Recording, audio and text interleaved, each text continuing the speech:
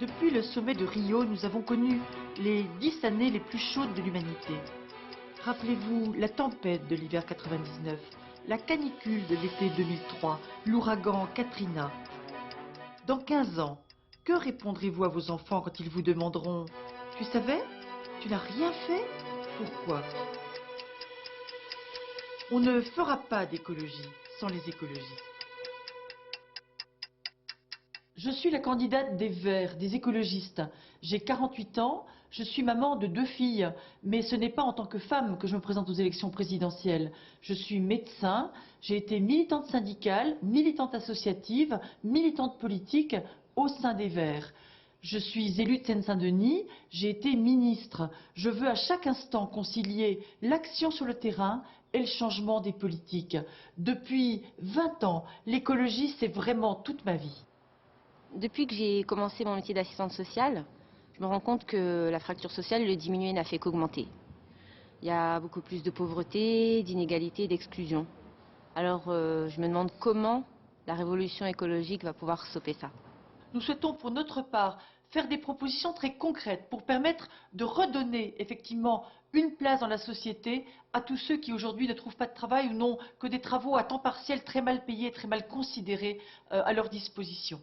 D'un côté, des gaspillages révoltants, des super-profits, des conseillers financiers payés pour réduire les impôts de leurs clients, de l'autre, des millions de personnes qui vivent dans la pauvreté, dans la précarité, confrontés aux discriminations, des travailleurs pauvres qui aimeraient bien travailler davantage et qui ne trouvent pas de solution.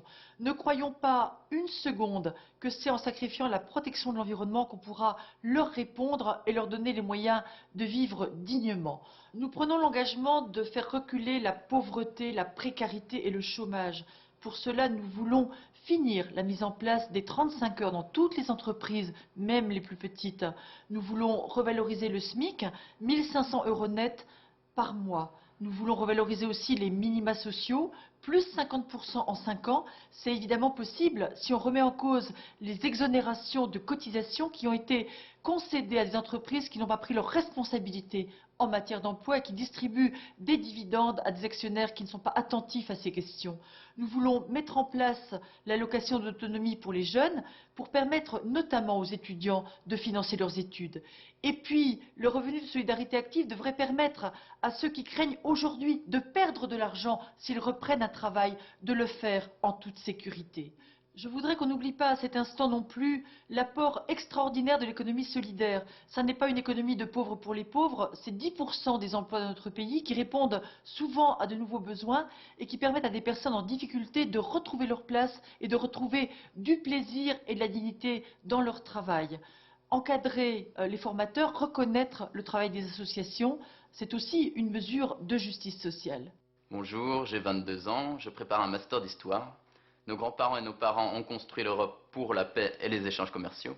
Et la question que je me pose, c'est comment la révolution écologique peut nous donner une Europe de la solidarité.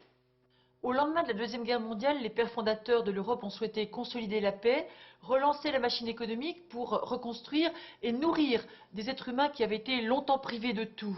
Aujourd'hui, nous avons d'autres défis à affronter. Le défi du changement climatique, tout d'abord, pour lequel, nous le savons bien, nous devrons agir pour une politique commune de l'énergie, pour sécuriser les approvisionnements et développer l'usage d'énergie propre.